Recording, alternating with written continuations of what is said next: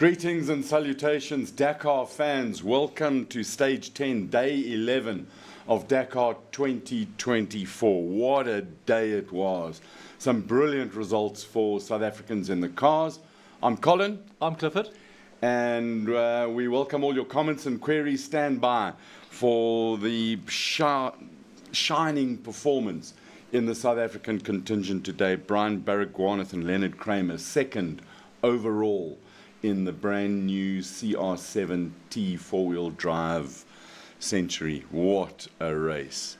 What a race indeed, eh? I was going through some things that we predicted yesterday happened. I did not predict that Baragwanath would be second overall. We also had Matthew Serradori, Loke Minodia in sixth place in the two-wheel drive. So that thing's not dead. Yeah, it's incredible what these guys can do with half the wheelage around Dakar. Half the wheelage and twice the ballage. That's how it works. So should we go straight into results of the stage? I mean, we have to. Absolutely. It was a mix-up. And behold the mix-up that we've really got. Shisharay and Winnock win it in 3 hours, 19 minutes. Baragwanath and Kramer second. Proper, eh? 5 minutes and 43 second behinds. Vanegas 6 minutes behind.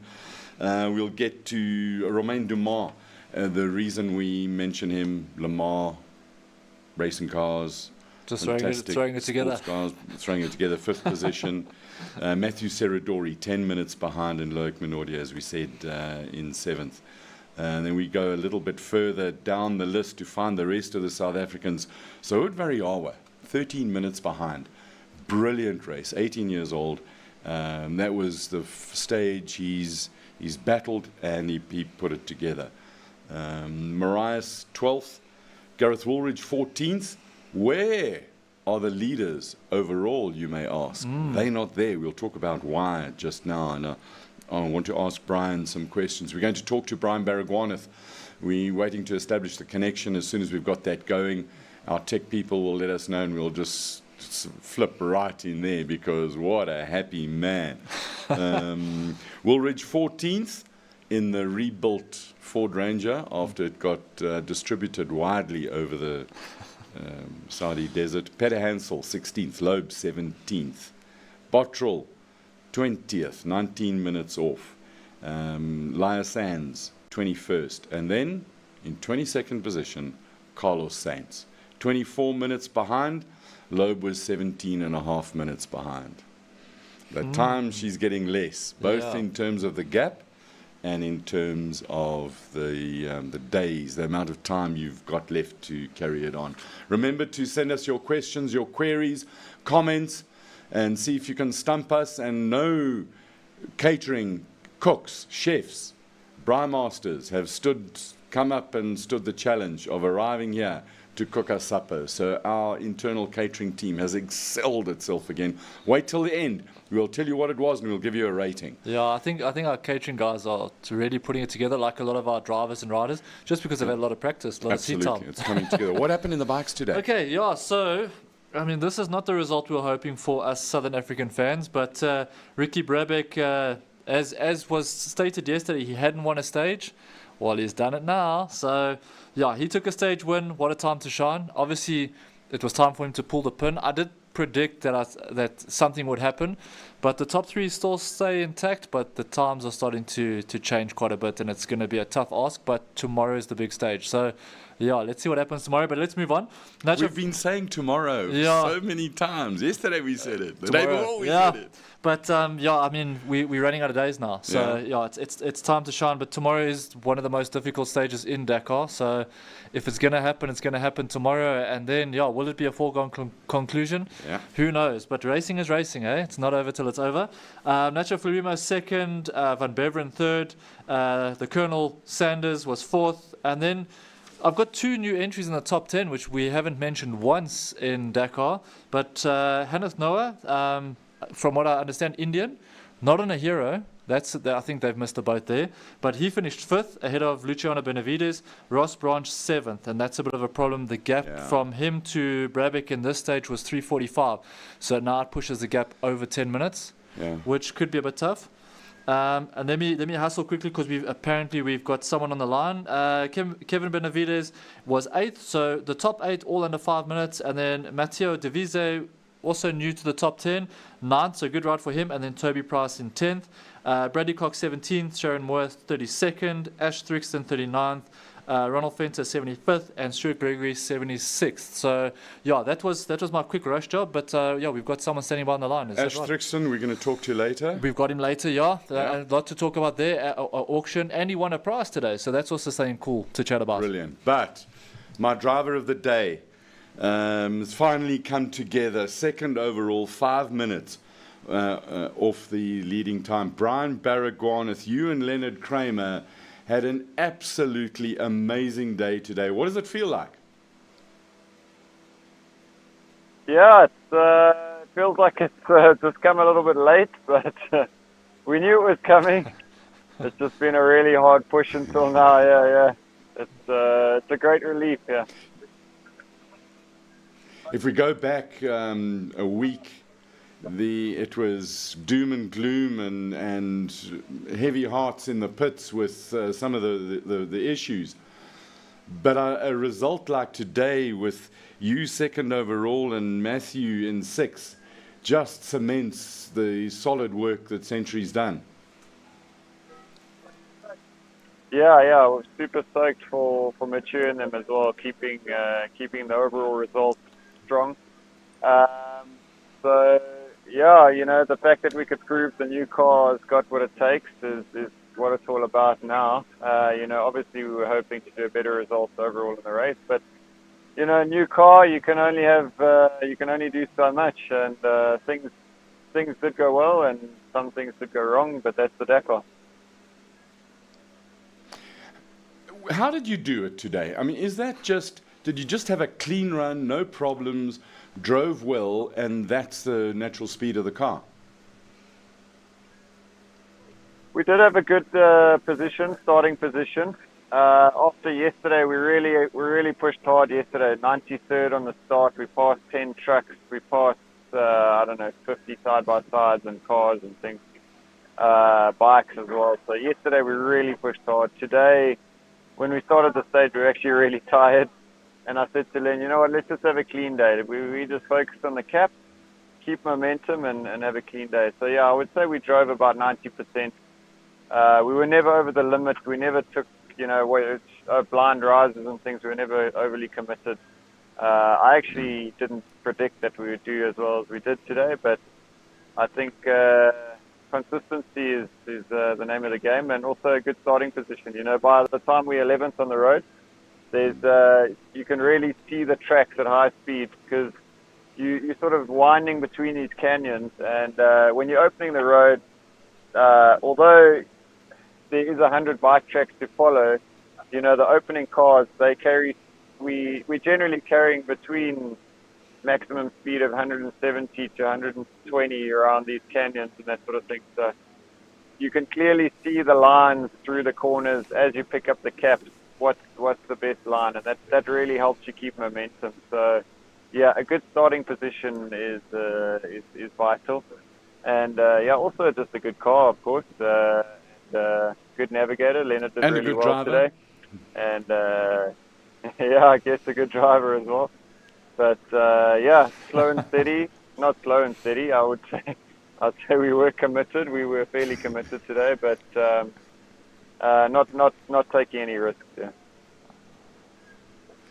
It was interesting to look at some of the results. The guys who started, particularly the top 5 or 6, they generally ended up picking up some issues and a lot of navigation. They were down the order, shall we put it that way. Was it that important to not be in the top 8 odds on a starting position today? Yeah, it is, especially for a day like today where it's pretty high speed. It's sort of like rocky shale track, and so the first couple of cars actually create a bit of a road, and it does make a big part in it. It does definitely help us carry more speed. Brian, so obviously very, very fast and good stage today, but I mean, you came through a lot of traffic. How easy is it to overtake 11 trucks and so many bikes and so many cars on terrain like you guys are racing on at the moment? So yesterday's stage when we passed so many guys, that was a bit easier, if you want to say, than overtaking the front guys. So the slower guys you can generally catch and pass a bit easier because you're carrying more speed. And then also the first 120 k's yesterday was sandy, so the dust isn't too bad in the sand. Going through the hail region, it's these camel grass dunes, and it's quite a wild ride, sort of like motocross if you're on a bike. But yeah, so you're bouncing along those jeep tracks, and then you have these. They specifically put the waypoints on difficult points, on the opposite sides of bowls. And I clearly remember coming to the one bowl and watching a truck rolling down the hill, saying, okay, that's a bad line, let's go around that one. Yeah. And, so yeah, no, it's wild. It's just completely wild. There's complete carnage out there yesterday. There's guys all over the place, and the tracks are knee deep the whole time, and it's exhilarating. It's definitely exhilarating, pumping through those tracks all day. And when the car's working, when the suspension's good, then it's a pleasure. It's really fun attacking all these tracks and overtaking the guys. And each hint of dust you see, and you chase the next one and the next one and the next one, and it keeps you running all day for sure. Now you're going to have the complete opposite tomorrow. You start second on the road. You've got Shishirai and the Toyota ahead of you. How does that kind of change your plan, or is tomorrow a day to actually have a full-on go? What are the road conditions going to play into? Apparently tomorrow's a really difficult stage, rocky stage. So I think it's the last big day of Dakar. 400 k's of rocks. When they say rocks, they said 70% dirt track, 20% rocks. I think 20% is hardcore rocks and 70% is shale rocks in terms of their dirt track. So, yeah, I think it'll be a lot of these sort of winding tracks, old riverbeds, similar to stage 2 last year, if I remember correctly, when when Loeb lost all his spare wheels last year. So if I recall last year, that was pretty good for us on that stage. So yeah, I think it'll be difficult to stay within the top 10 tomorrow, especially opening the road, and we might hold back to look after Mature as well. Still waiting for the team orders on that. So we'll see how it goes. It's actually Mature's performance. He's been in the top 10 for just over a week now, and it's a fantastic performance from what was generally considered an obsolete concept, the two-wheel drive concept, but he's been right up there and performed absolutely brilliantly. And so from a century development point of view, it shows that there's still lots and lots of life in the two-wheel drive car. Yeah, it's really rewarding to see. I mean, we put 6 to 7 hard years into that car, so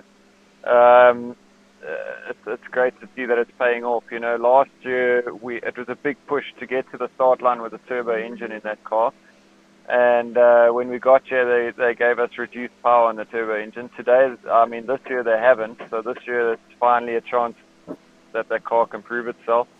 And with that, we've also ironed out all the problems throughout the year. All the technical issues that we had with thermostats and engine belts, and not major problems, but they are problems.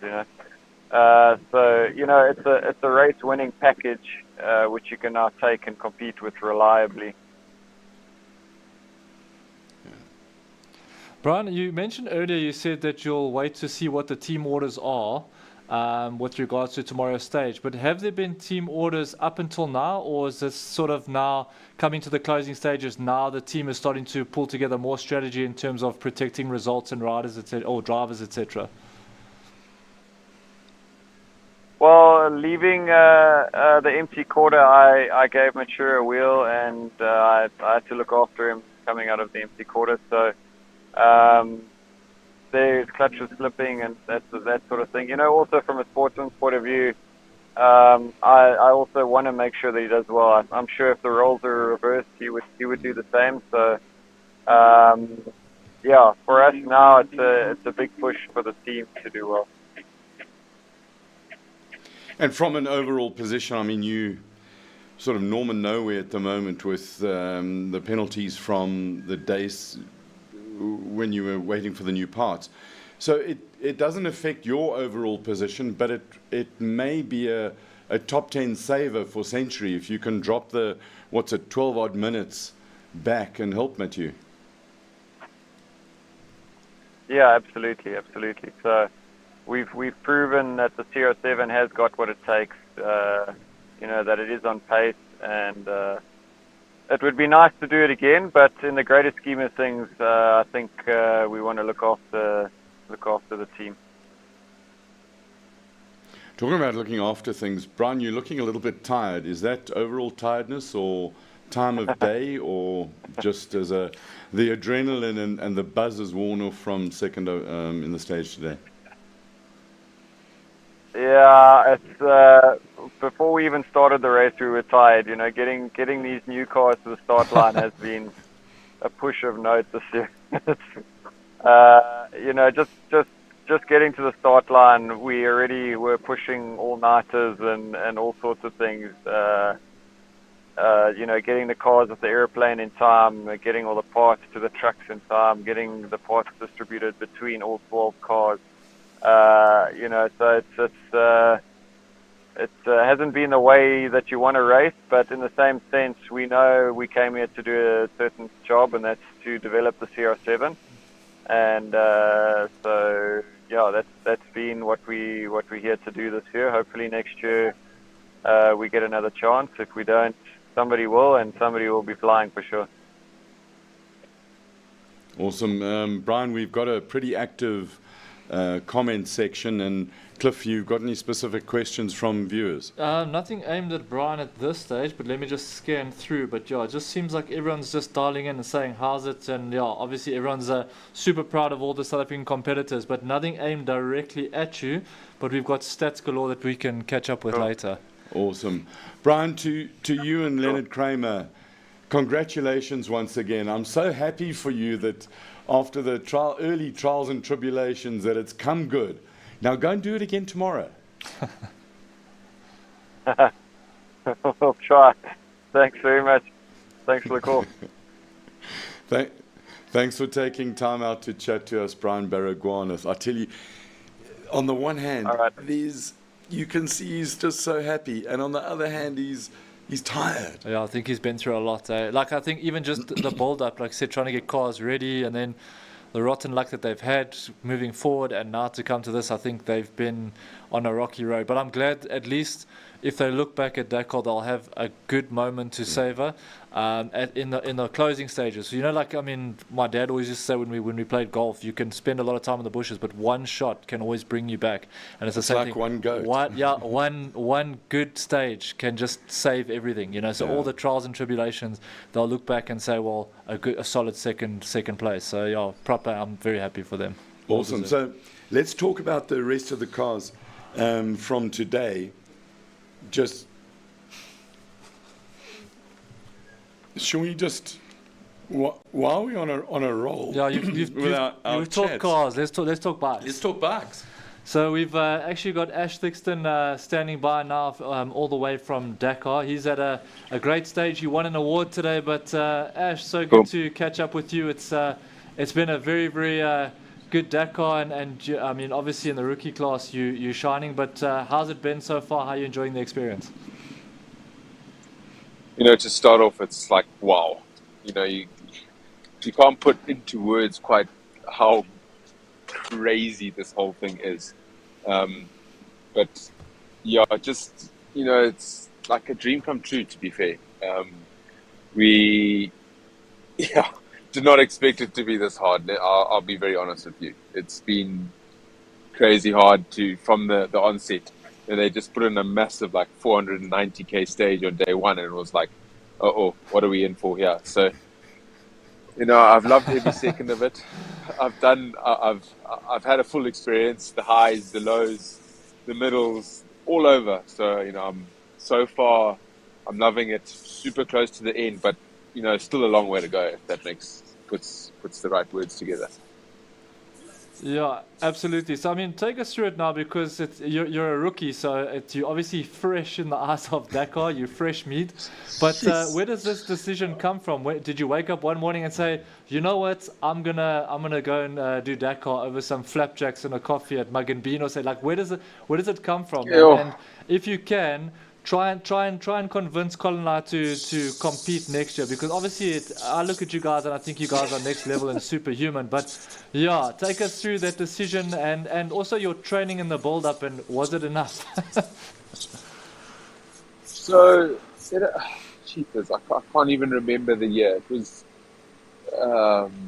Mark Coma, still that area where they were swapping Dakar wins. It was just like January.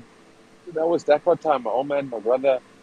It was just something like, it was like, imagine going to Dakar. You'd say that to my dad. Imagine going to Dakar. Yeah, imagine, bro. That conversation. And the one day was like, yeah. I sent through some figures to my dad, and I said, "Jeepers, look at these figures. What do you think?" And he was like, "Nah, never, bro, never." Well, never say never, because never's a long what sort time. Of figures what sort of figures were we looking at there? When you say figures that you're looking at, what figures were we looking at? Cost? The cost, yeah. To have all of this come to life, to understand, a period as well, how long it's going to take. Like back then, I'm trying to get the figures. I think it was like $80,000 and now it's like even more than that. Obviously everything goes up. And we're just like thinking to each other like, never. Anyway, here's never.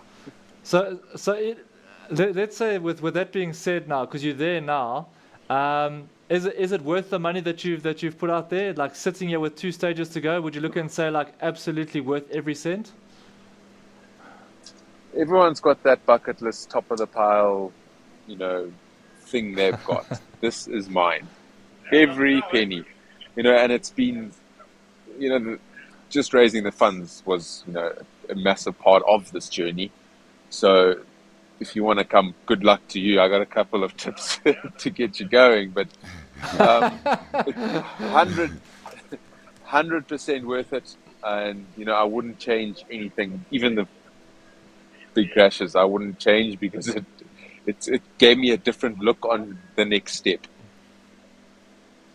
Okay. Now, as part of your fundraising and cover the costs and minimize the damage, you've got a silent auction for your helmet, and we put that out yesterday.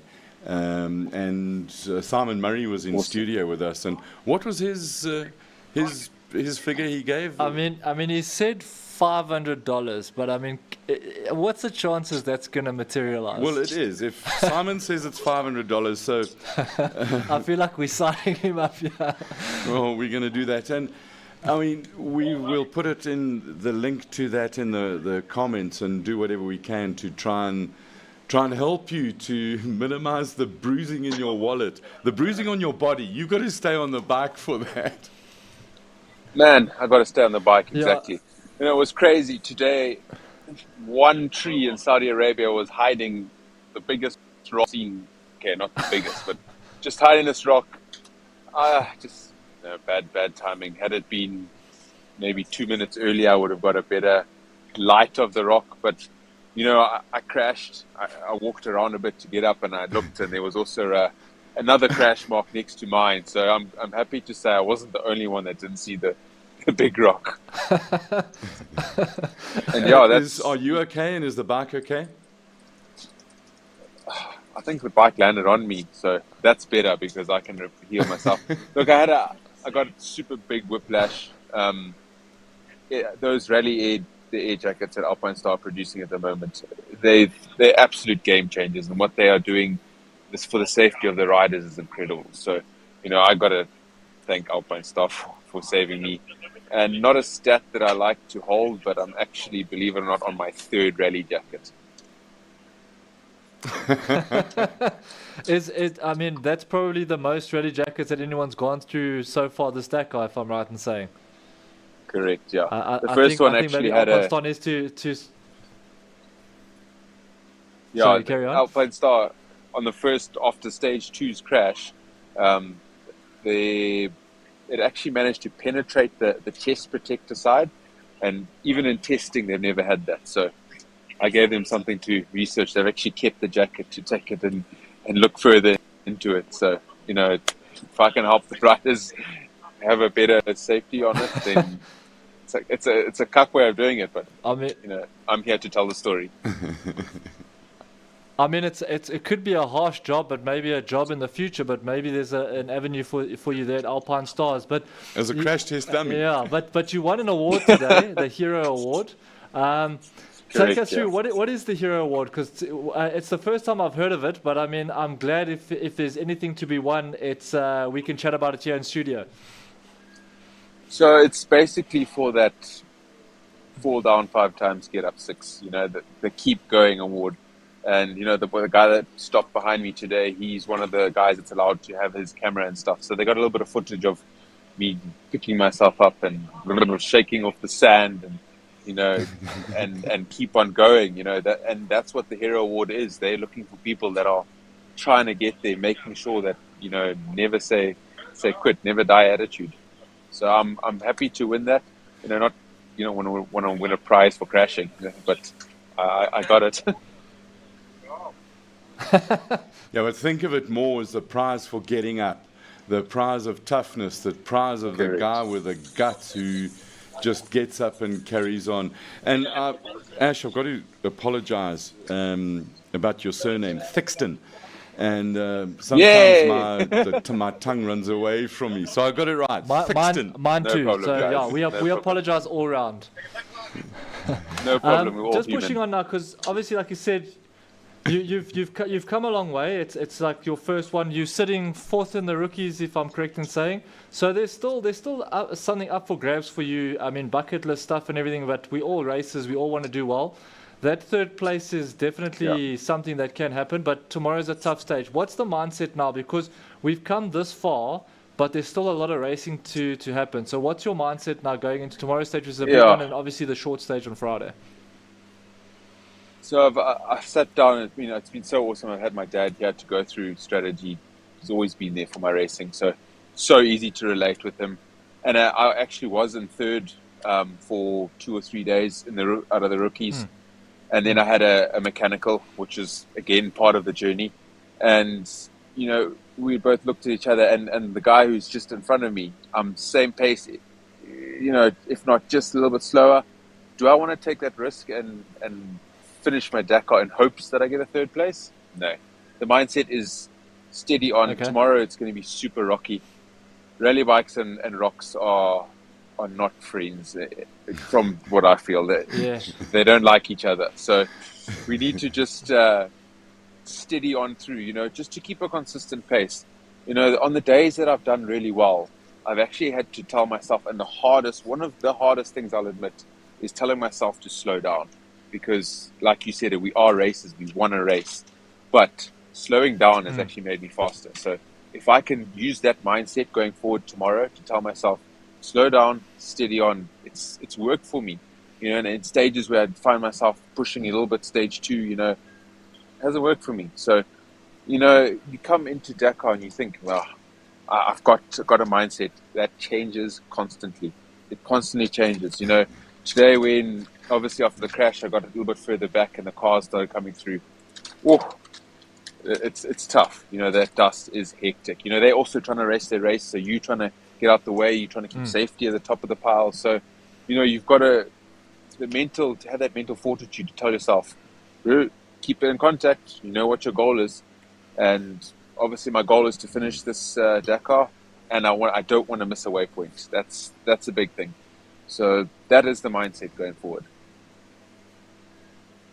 I mean that's proper. I mean now, we, like I said, we're so close, and the end is in sight, and the plan is to finish.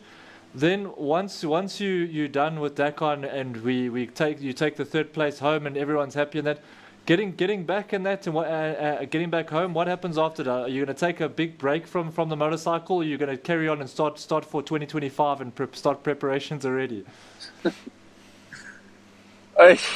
You know what, and that question I've asked myself in the helmet is would I come back to Dakar?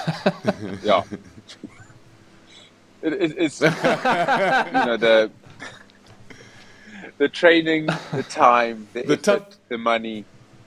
It's all worth it right now, but to do that again, I don't know. Let's get to the finish line first. I think that's a bigger thing to look forward to. Yeah, 100%. Yeah. I know we're jumping the gun, but it's always something I always wonder is like, you know, the racing and that's your focus right up until the end. And then after that, sort of everything goes away and it's like, okay, what next? And I wonder with someone like you, because a lot of guys that do, like, let's say comrades and that, they always say, I'll never do it again. And then 3 months later, they're out on the road training again. So, yeah, I think once the bug bites, it bites. This Dakar bug is bad.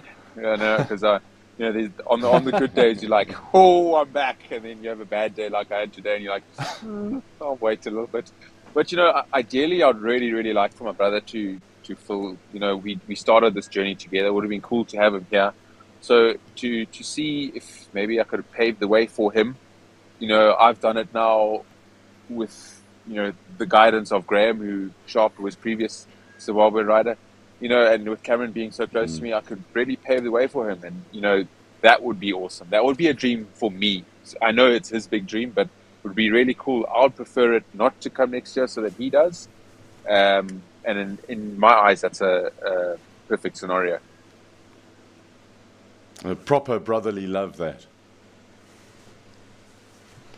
For sure. Anyway, Ash, we won't keep you too much longer. Obviously, you've got a big stage to prepare for, but thank you so much for sitting down with us. It's been awesome chatting with you. And yeah, when you're back this side, we'd love to do a catch up and get your thoughts on the last few stages, etc. But we wish you the best of luck. It's been awesome. We've been shouting for you the whole way through, and keep up the good work, man. It's been awesome. Awesome. Yeah. Just before I go, I'd just really like to say thank you to my amazing wife and my mom and dad, brother back home. Obviously, my dad is being here, and you know, the Southern African community. I mean, the support I've received here, and you guys as well for allowing to bring me in. It's been amazing, and I'm so glad to have taken some of you guys with me and a lot of people with me. And, you know, until we meet again, it's been such a journey so far, and just never give up on your dreams because they do come true. Well, good luck for tomorrow. Be fast, be safe, have fun. What an awesome guy. Thanks, guys. We'll chat to you later. Lovely. Do you know what? Thanks, man. One of the things that has come across is the ability, the openness of all the riders and drivers and team people at Dakar to talk to us. Yeah. Couple of messages. Hey, will you talk to us? Yeah, sure, no problem. Yeah, that's been super cool. And what I also like with a lot of the guys is you ask them a question, and they tell you exactly what they're feeling, what it is, what the problem is, and what they're going through. And you can, even though we're sitting all the way here in a studio with Junes behind us here, you can actually relate to them on a different level of what they're going through. Obviously, it's a lot harder over there, but they're taking us with for the journey, and that's been super cool. It's an absolute privilege. Right. Tell us the story of the bikes. Okay. Why did what happen? Okay, so we did manage to get through the stage results, but yeah, this is where we are right now. Ricky Brabeck is the guy with his finger on the trigger. 10 minutes 54 from Ross. Not all said and done, but Ross has got a push. Van Beveren in third has got a push because he's 11 minutes behind. He's made up time on Ross, or maybe not made up time. I think the gap is closed between the two because they're both sitting outside 10 minutes now from Brabeck. Could we say that the pressure is firmly on Ross Branch? Yeah, so it's that scenario where he's got to try. Like you know, like last lap, last corner, it's a dicey move, but you shove it up the inside, you either run wide or you make contact or you mess it up, but you look back and say, I tried, or do you, like Ash said there, you know, take the result. So they've got to decide now where do they want to finish and how do they want to finish in Dakar. So yeah, if he wants to win it, it's got to be tomorrow. Big stage tomorrow. We know Friday's a shorter stage. To make up that kind of time is going to be tough.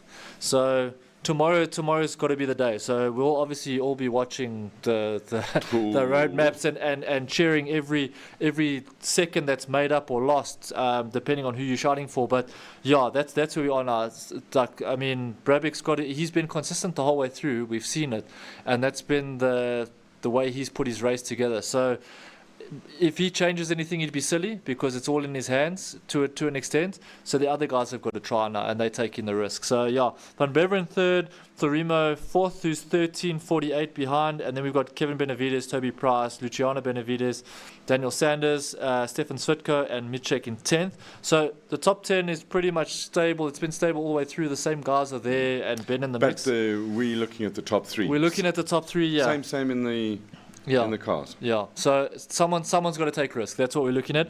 And then when we go to South African boys, Bradley Cox is 14th, fourth in Rally 2. So he can also make up time, because he's 19:28 off the lead.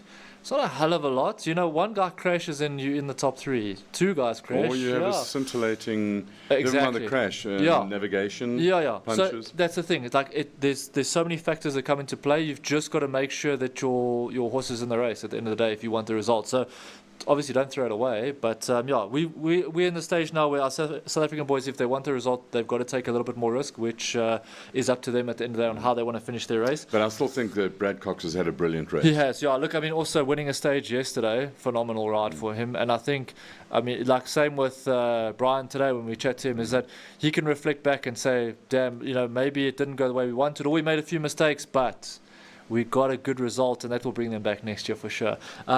Sharon Moore, 21st and sitting 9th in Rally 2, so he's in for a top 10. He was also, I mean, top 10 would be a dream for him, and he was chuffed that he was hovering around the top 20, so awesome for him.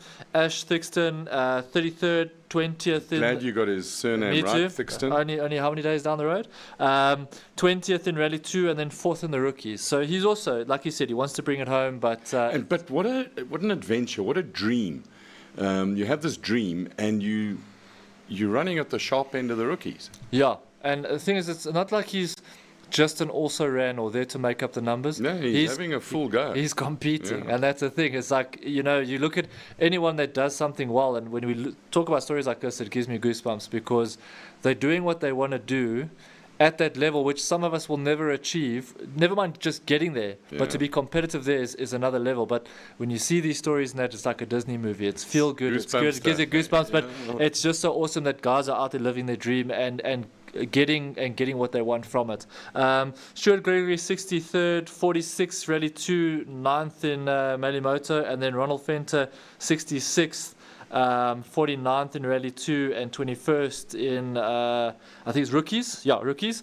So yeah, look, I mean, all the guys in Rally 2 inside the top 50. So and then also in the top 70 overall. So I mean, and again, important, I say this every round as well, everyone is through to the next stage. So, yeah. It's job done, eh? No one's throwing it away. So, yeah, super chuffed for the guys. I mean, yesterday there were 7 withdrawals, today 2.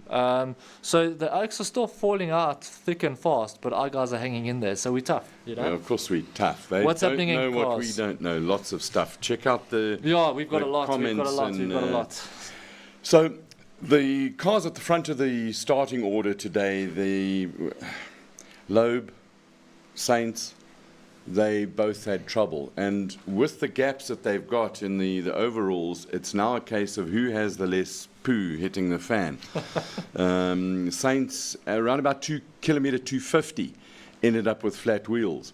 So he'd used all his tyres, so his friend Matthias Ekstrom comes along and gives him tyres and all parts, we don't know. Ekstrom didn't carry on from there, but his job was done. He got Saints out of the poo and he could carry on. So the difference between the two of them was 7.5 minutes. So the overall gap has come down there. Laya Saints in 21st battled with hub inflation. Bottrell Cummings in 20th. Yesterday we gave them driver of the day, or crew of the day, driver of the day. Today they got lost in the dust, which I suppose is lust. I suppose that sums it up. And battled with the navigation in the lust. And then we get to Sebastian Loeb, which is quite and I've seem to have quite a little bit of, or quite a lot of information. I can tell because you're rubbing your forehead. I'm just wondering, I got some lawyers' letters today with a cease and desist, and I got some strong legal advice from how I should defend myself, but we shall watch this play out. So I'm just going to tell it as it is, and the lawyers can lawyer, and I will do the talking. Disclaimer, this is not a package deal. Fire away. Yeah, I'm merely a Lone Ranger. I'm an independent contractor. Right, so Loeb finishes 17 minutes off the lead. However, there is some evidence, and certainly Sven Quant will be perusing this evidence, of a tar road very close to the rally road. And if you look on the map, there's for some time, Loeb's service vehicle is shadowing Loeb across the desert. So it must be a coincidence. It's pure coincidence. Nobody's saying anything, but it's certainly, and there's evidence that this is not the first time that a pro-drive service vehicle has been very close to a pro-drive racing car. It is alleged that somewhere deep in the empty quarter that a similar thing happens. So that's a one little thing. It's a bit of a, it's like a, it's not quite a poo, but it's a fart. There's a smell. But I feel like you've navigated around that beautifully, Colin, actually. Yeah, well my played. lawyer wrote a long defense, and I'm reading from my script now before I have to apologize deeply. And then, the issues with Loeb started earlier. On the liaison, they stopped to change tires, and the left-hand jack wouldn't go down. So in order to get to the start in time and not incur penalties, they cut the hydraulic line, which means you don't have left-hand jacks. He subsequently got 2 punches. Guess which side they were on? Sure. The left-hand side. I'll take a guess. So then it was a case of finding rocks and balancing the car up and trying to get it down. So anyway, so he had a whole lot of issues, and he lost 12 minutes there. So, if he lost 12 minutes there, it ends up being an interesting one. So in the top 10 for today's result, 6 Toyotas, 2 Centuries, 1 Ford, 1 ProDrive, 90%. In fact, not 90%, because the 1 Ford is not a South African Ford. That's the Czechoslovakian Ford. It's called a Ford Ranger, but it's not really. So what's that? 6 plus 2 is 8. 80% of the top 10 today were designed and built in South Africa. Go South Africa. So that was really good. Janelle de Villiers, 23rd. Again, really had navigation and dust and traffic and all sorts of stuff. One of the things, and I'll get to when we talk about tomorrow and the overall, is the exhaust position of the Hunter, the ProDrive Hunter. What's happening on the questions? There's a lot, because we're only starting now. Sorry for the delay, folks. Cass Kruger does it in English tonight. Good evening, all. Thank you, Cass. Stop it, Colin. Andrew Spark, hi, hello, how's it? He came in second today, so Andrew Spark not on top form, because he's normally the first one in. Johan Grobler, goeienaand, Petrol Koppa. Thanks, Johan. Nontlantla Kube, hello, good people. He says later on, facts, and more facts. I can't Bring wait. Yeah? Bring them on. Then let's move on here. Johan Pins, goeienaand, almal. Good evening, sir. Yuri Jordan, good evening. Jan Stradom, how's it from Tel Aviv? That's pretty cool. Shalom. Yeah, we haven't had anyone signing in from there that we've known about, so that's pretty cool.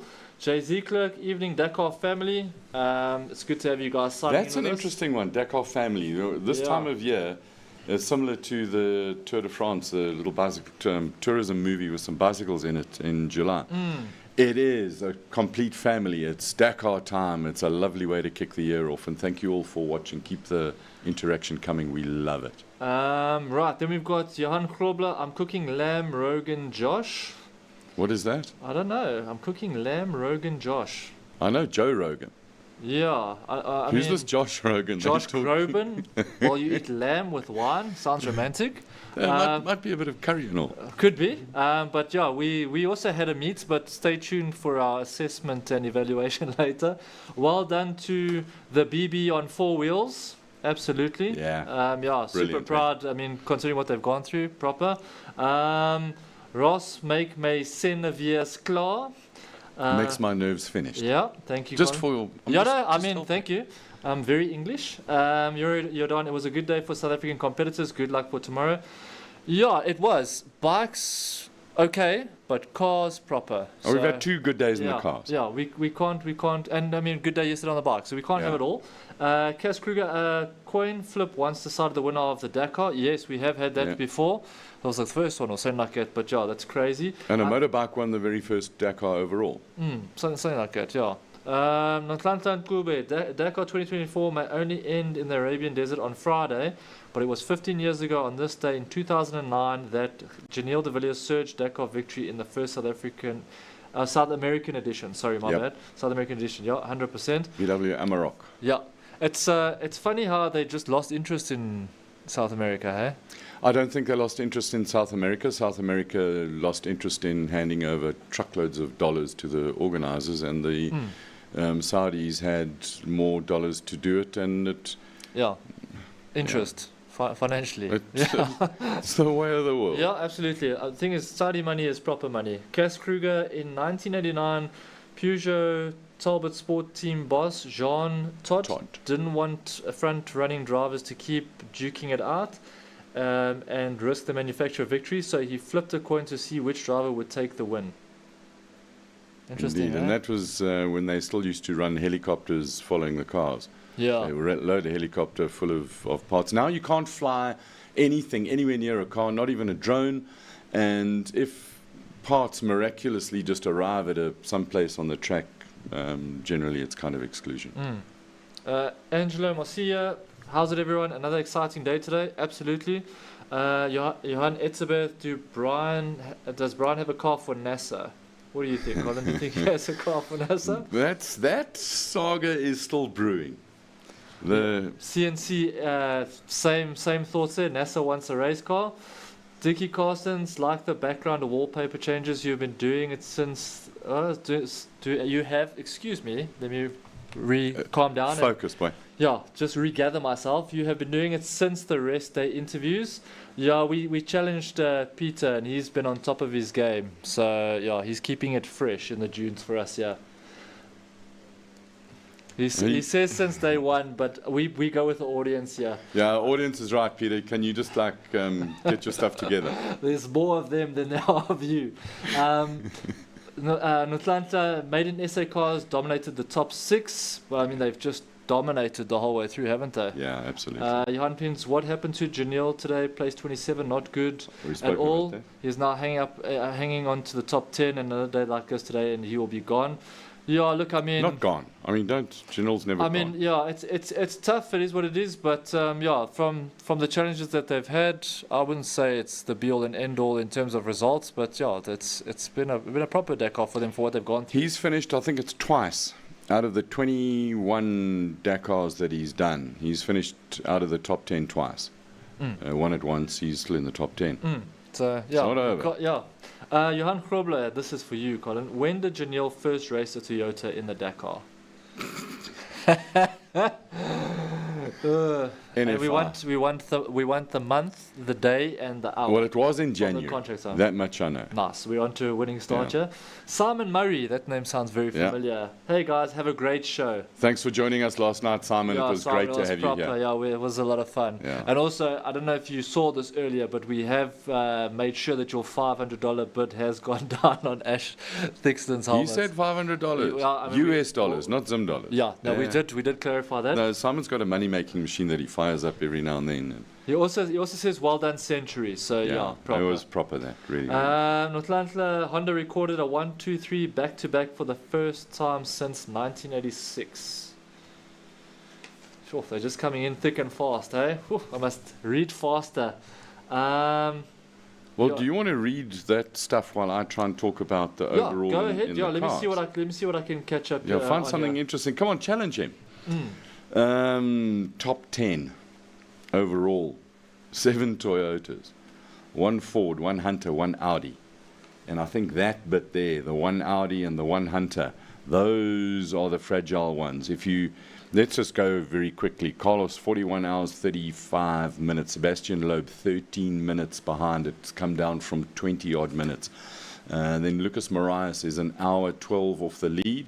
He can't win it unless the others. He's not going to make up that time. So the fight in the top. There's 2 fights in the top positions. Carlos and Loeb. What does Loeb do tomorrow? Carlos is opening the road tomorrow. No, he's not. He's way back down in 22nd. Does Peter Hansel drop back? But we'll talk about that coming tomorrow. Guillaume de Mevius in 4th position. Shishere 5th. Seradori in 6th. Now there's 1 minute between Shishere and Seradori. And earlier this week, Seradori was in 5th. Shishere in the Toyota was 6th. So that 1 minute is going to move around a bit. And then Martin Prokop in the Ford, he's 1 hour 59. So he's 10 minutes off there. So there's a nice little dice over there. Then the next dice we've got is in between 8th and 9th. De Villiers and Bottrell. So there's 7 minutes in that, but I don't think that dice will be a dice. They're certainly not going to race each other and try and put each other under pressure. They're going to bring those cars home. It's another 2 Toyotas, or it's 2 of the Toyotas in the top 10. Vanegas is in 10th. Laya Sands is in 16th in the Century. And she had some troubles yesterday and thought that she could have got a top 10 time. So that, I think, is actually it's a brilliant, brilliant effort. After doing Dakars on bikes, she's come to the first woman to race in the top class properly. In fact, as I say that, I'm wrong. In recent times in Saudi Arabia. Good correction. 18th overall is Saud Variawa, up from 20th. 18 years old, 18th position. I think it's a damn fine result from him. Alia Kolok in 24th, Baragwanath 27th, Woolridge 29th. And then in 30th place, out of the 72 cars that started, and these are the official positions, not if you go to the one tracking app, it'll still give you all the guys who are doing the experience, and then there's more. So there's 30 out of 72 cars that started, and there were 72 on the list, starting list, I checked, is Christoph Hollerswick in the Mini.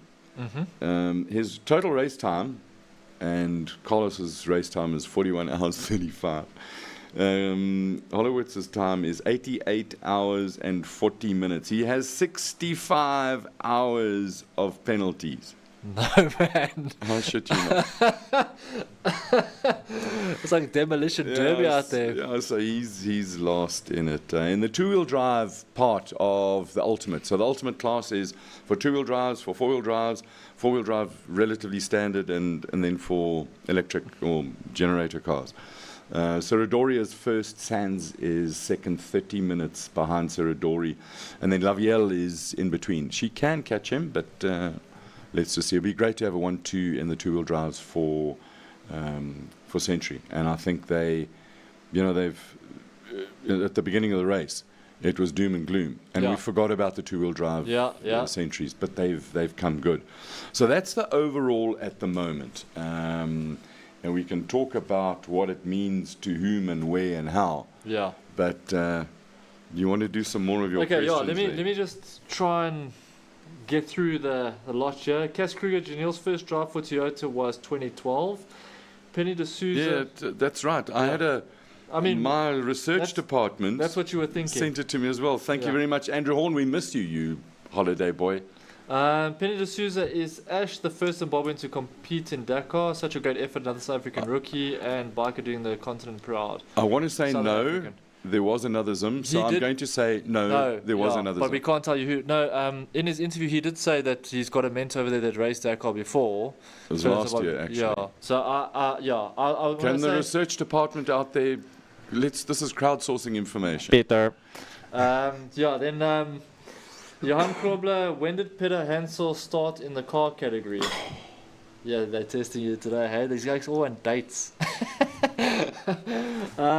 Peter D'Souza, prize for perseverance. Love it, absolutely. Jan Stradom, nice guy. Obviously, all referring to Ash. Jan Stradom, Ashley. Northlankler De Villiers is on his way to deliver an incredible 21st Dakar finish in 21 starts for his record, sitting well inside the top 10 in the 2024 race. 19 of his previous finishes were in the top 10. So he's never retired from Dakar. That, in all 21 Dakars that he's done, Yeah. He has never retired. Yeah, Twice out of the top 10. That incredible. is unbelievable. Yeah, it's incredible.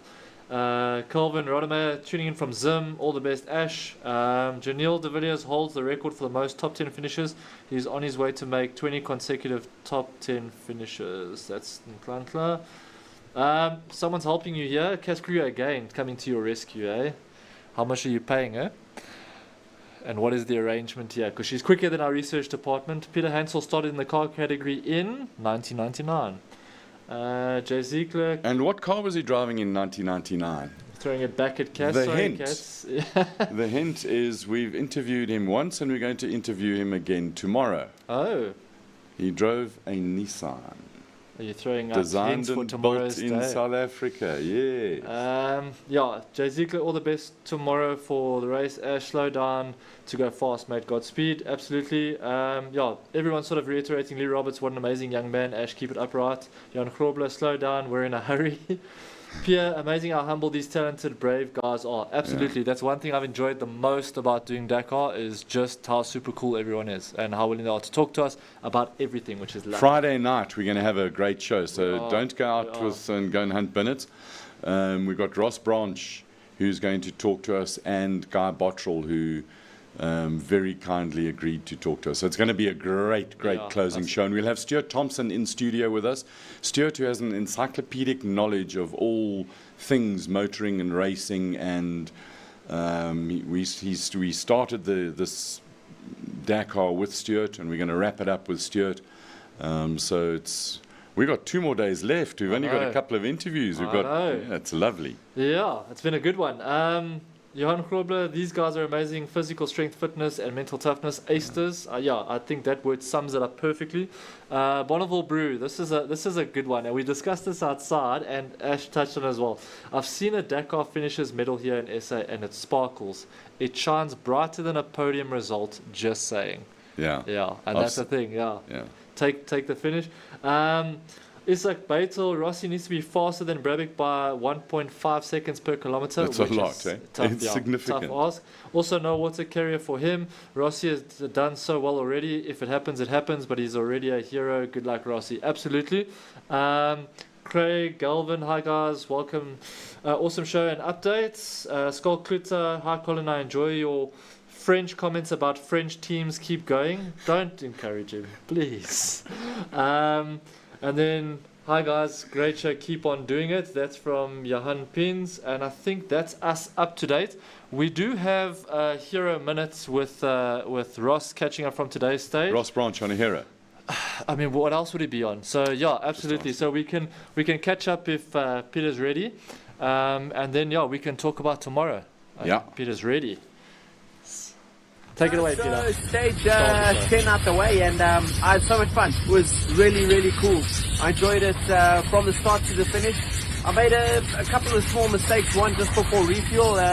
Navigation was a little bit difficult, and I missed the note and went off track a little bit. But all in all, a really good day. And I was pushing like hell this morning, trying to gain back some time, but obviously the little mistake cost us. But it's not over till the fat lady sings at the finish line, so I'm going to give it my all for the next few days, and feeling so strong. Bike's amazing, team's great, and looking forward to the next few days. Thank you all so much for the support, and it's going to be an interesting few days. He's got to do it tomorrow. It's a big day. Yeah, I think leaving it for the last stage takes out the element of surprise, although, I mean, how surprised will you really be on the second last stage? But if he's got to do it, it's got to be tomorrow to put pressure on for the last stage. So, buckle your seatbelts. Yeah, tomorrow's going to be a very interesting one. It's stage 11, one of the feared stages, Alula to Yanbu. Yep. So Yanbu is Friday is a short blast, 170-odd kilometers of racing. It's like a sprint race. Yeah, but you know what? It's a lot can happen in 175 kilometers on a bike and a car. Things can break, things can overheat. So they're racing 420 kilos tomorrow. Only 6 kilometers liaison going out to the stage, and 103 coming back. So on that 420 kilometers, I think we've got a picture of the route there.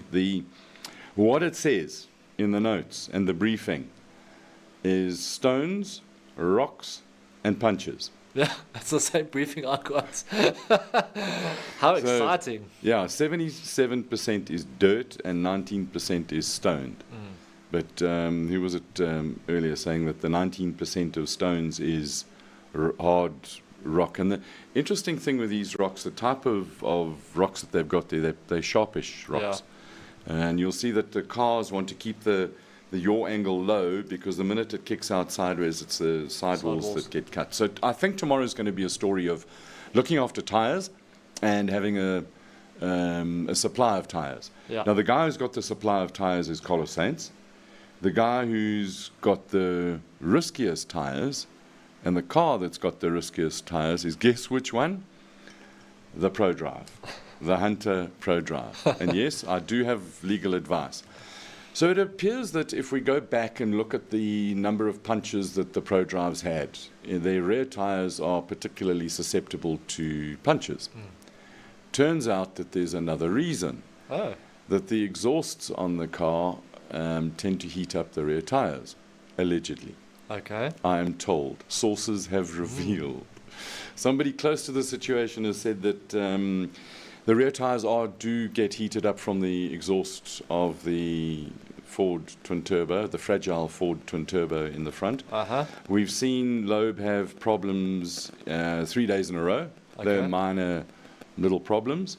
I would not be surprised at all if we have an Audi and 2 Toyotas on the podium.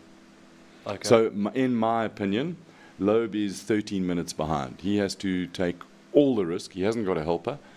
He might have friends and going around looking for friends at the moment. He's got to take all the risks tomorrow, and in that 420 kilos, he's got to get within striking distance of Carlos. So that he can have a full-on go on Friday. So if you look at it now, what's striking distance? Where do you think he wants to be by the end of tomorrow's I would say he's got to be within less than 5 minutes, ideally 2 minutes. So to make up 10 minutes tomorrow, safely, risk-free. Yeah. But then we had this discussion. So what do? You lying second. This will be his 8th second place in Dakar. Desperate to win it. He's won 9 odd world championships in WRC. The guy can drive anything. He's absolutely brilliant. Got a great sense of humor. Do you want to finish second, or do you want to win? Yeah. So. And you don't finish.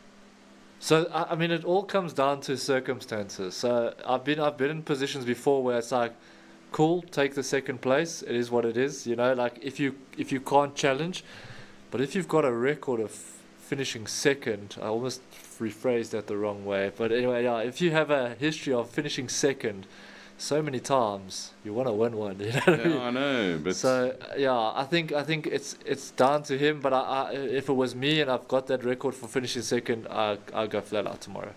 Yeah, if it was me and I'd won 8 or 9 World Rally Championships. Yeah. So, you know, it's not in any doubt that you can win it. Yeah. I'd have a full-on go. Yeah, I think so too. I think like to just sit and say, okay, well, we'll try again next year. But you know what? We are not there. He's there. Yeah. We don't know. This is part of this. So what do you guys think? What's he going to do tomorrow? Yeah. So that's the story of that. So he's got the strength of the Audi against him and the weakness of his car and the whole package of the car. He's also got road position. He's second.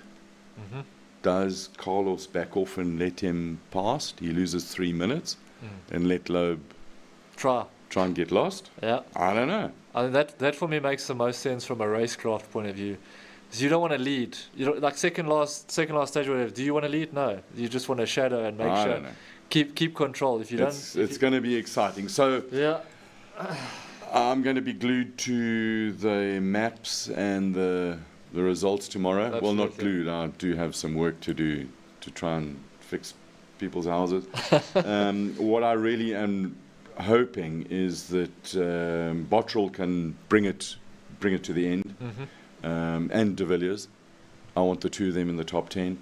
I want Serradori to finish in the top 10 as well. This is my dream sort of Yeah, I can see you. South African. You've got your sights bit. set on certain things, Colin. Yeah, I really would like that. I'd like Saud Variawa to finish. If Bottrell finishes, well, he's he will finish ahead of Sud, and assuming no big problems, he wins the Rookie of the Year, Rookie in the cars, which is absolutely fantastic. And then it's quite interesting because that gives him a free entry. So, I mean, he could, Guy, if you're watching, you could negotiate with Toyota to at least get a percentage of the entry fee paid as a personal bonus for coming to put over and above your existing bonus for the top 10 finishes. And, you know, that massive package that you structured with Toyota, I think that, you know, if you haven't structured it, I can help negotiate the package. Geez, like I just see like our lawyers are going to be working overtime after Dakar. Just to catch up on some comments here. Craig Galvin, great drive by Brian today. Only 4 months of testing that CR7 is going to be a top contender next year. Penny D'Souza, Janelle, first Dakar in Toyota 2012, South America, when Imperial Toyota sponsored. Lucky to be there, and he finished in a fantastic third position. Cass Kruger coming back to you. Nissan, absolutely. Jonathan Sims, Guy Bottrell, top 10. Well done, Brian Baragwanath. Higher Ground Restaurant. Why haven't you invited Pigeon Evan Hutchinson onto this great show? To the Higher Ground Restaurant. See, why haven't you come and brought your catering wares here and we'd have a cook-off? Bring us a pigeon. Well, we tried the pigeon. The pigeon feigned health, holiday, psychological issues, and general unavailability. So, pigeon, if you're watching, please, the seat's here. Yeah, we're waiting. You just have to pitch. And we cater. Brian Cordes, awesome show. Thanks. Higher Ground Restaurant, give it horns, Ross. Absolutely. Yeah. So, but touching on what you want, let me tell you what I want. And it's just a matter of tell me what you want. What do you really want? Yeah. Is Ross to take the win. Yes. First win for Hero.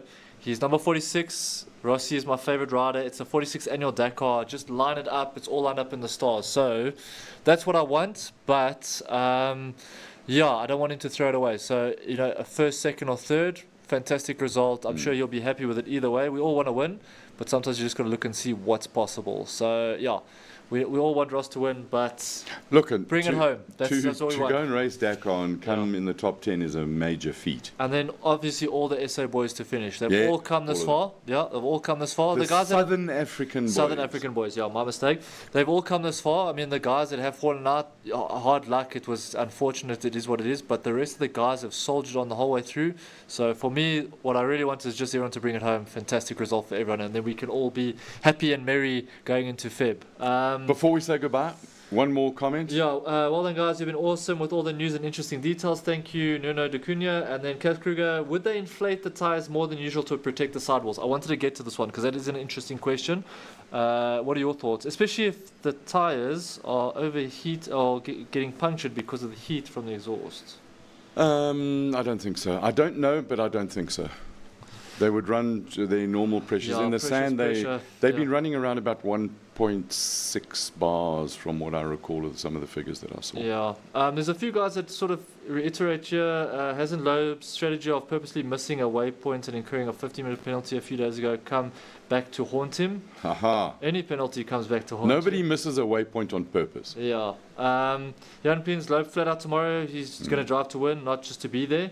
Northland Dube, go for it. If all goes bad, then come back again next year. Adi needs to win this more. So, yeah, absolutely. Everyone's saying Loeb's going to take the risk. Jay Ziekler says that Johan Etzebeth, Loeb will go all out and he will lose it completely and his car won't make it to the end. Well, you have to join us tomorrow evening at 7:24 and we'll know the answer. Yeah, Natlanta Mube, this is a valid point. And this, Brabick starts first tomorrow. So he's first opening the road. First to open the road. So wasn't that a sneaky tactical move by Ross? Look, I think if he was second or third, I say absolutely. Seventh on the road, maybe not all into play, but let him lead. Let him get lost. And Contra has raised an interesting point there. He has, yeah. All right, so very good point. We're all shouting out for Ross tomorrow. Send out all the speed through all the waves that we've got. And then, Mike Pearson, let's have a 2-hour live audience and broadcast show with lots of Southern Africans a week after this. After it's all over, please. Hopefully by then my reading will be better than what it's been tonight. Are we allowed to have beer in that show? Colin, We'll have to move you've to already the. plugged sponsors here that don't exist. We'll have to move to the big studio upstairs. Yeah, where the big boys hang out, not in the Yeah. basement. And then High Ground Restaurant, I mentioned our new Fangios for catering. Yeah, but I'll tell you what, bring Fangios here. Mark Burger. Just bring anything. It's January. We're hungry. You know what I mean? We started off with steak. We now eat 2-minute noodles. Right, let's talk Let's go to about the our food. food tonight. Yeah. I think we've got a picture of it. Flash that picture up there, Peter, if you would. Peter. It was rump Uh-huh. that was sliced and done medium rare. It was slightly. Who took that photo? That slightly- photography is outstanding. Yeah, eh? no, I think it's pretty Luxon. piss poor photography, but So what's it you? whoever should get an apple to try and take that picture. But it was done slightly overdone. It lacked lemon juice. Flux of you got your lemon juice. It eh? lacked, I mean, how many um, times are you going to ask for lemon juice on the show? It lacked a little bit of ground pepper on it, Uh-huh. but it was incredibly tasty. The fat was perfectly rendered. So, on a scale of 1 to 10, I think this was actually probably the betterest one. So I'll give it 8.74. Really? Yeah, But you said it was overdone. slightly. Okay. Yeah. Oh, Peter's talking about salad. Oh, can I rate the my. salad? Oh my! What's All the right, salad? so the salad, there was going to be an avocado. Yeah, there So was just to salad. fill you in, Peter's complaining that I missed his salad because I was late trying to earn a living. Okay, so for the salad, which was supposed to be avocado pear with spinach leaves, a little bit of bacon and some feta, and baby cherry tomatoes. Wow. Okay. But it didn't arrive, so it gets -3 for that. I So was gonna say, like, what? I don't understand why we've got all these salad options and all these ingredients going to a salad. We don't even have cutlery to eat them with. You know what I mean? Let's get baby steps into play. Let's get some cutlery. okay, so anyway, sorry, maybe forget I the haven't scored salad. it. 8.47. I'm gonna give it.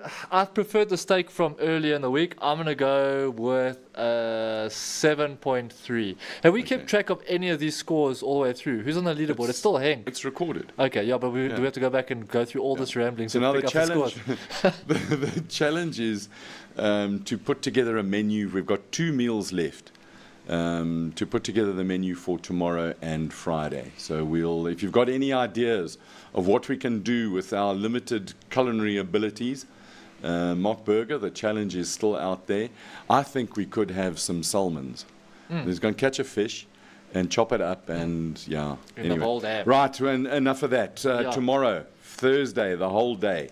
Day 13 of Dakar. No, stage 11, yeah. day 12. Yeah. I'm getting ahead of myself. Alula to Yanbu. The day before the end. The big day, the moving day, the risky day. Yeah, this is a big one, eh? The hardest of the hard Yeah, ones. All that Sebastian Loeb needs is 13 minutes and 23 seconds to be faster than Carlos Sainz over the stage. Just that. And he leads. That's it. All Ross Brandt needs What's is it? 10 minutes. to get to within striking distance, and then Friday it happens. To all of you who've watched, thank you very much. To our technical department, very well done today, nice and smooth. I see everything is working. To our stats watcher and our feed watcher, thank you very much. Do some awesome work. To Ricky Lowe, who was an in-studio guest who's going to tell us some stories a little bit later. Oh, Thank boy. you for coming. Clifford, it's been great. To all of you who've watched and given us your comments, thank you very much. We appreciate it. See you tomorrow at 1924. Remember, be nice, be kind, be lacquer. Thanks for watching. Cheers. 2 finger guns, go.